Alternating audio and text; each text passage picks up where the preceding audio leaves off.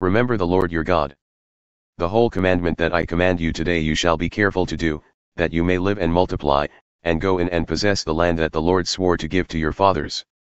And you shall remember the whole way that the Lord your God has led you these 40 years in the wilderness, that he might humble you, testing you to know what was in your heart, whether you would keep his commandments or not. And he humbled you and let you hunger and fed you with manna, which you did not know, nor did your fathers know, that he might make you know that man does not live by bread alone, but man lives by every word that comes from the mouth of the Lord. Your clothing did not wear out on you and your foot did not swell these 40 years. Know then in your heart that, as a man disciplines his son, the Lord your God disciplines you. So you shall keep the commandments of the Lord your God by walking in his ways and by fearing him. For the Lord your God is bringing you into a good land, a land of brooks of water, of fountains and springs, flowing out in the valleys and hills.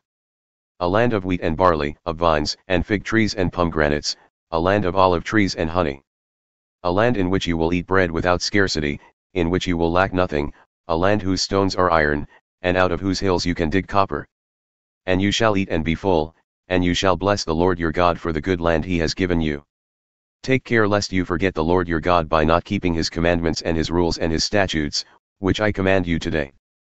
Lest, when you have eaten and are full and have built good houses and live in them, and when your herds and flocks multiply and your silver and gold is multiplied and all that you have is multiplied, then your heart be lifted up, and you forget the Lord your God, who brought you out of the land of Egypt, out of the house of slavery, who led you through the great and terrifying wilderness, with its fiery serpents and scorpions and thirsty ground where there was no water, who brought you water out of the flinty rock, who fed you in the wilderness with manna that your fathers did not know, that he might humble you and test you, to do you good in the end.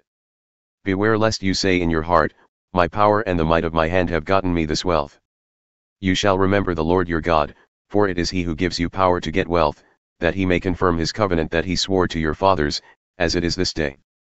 And if you forget the Lord your God and go after other gods and serve them and worship them, I solemnly warn you today that you shall surely perish. Like the nations that the Lord makes to perish before you, so shall you perish, because you would not obey the voice of the Lord your God.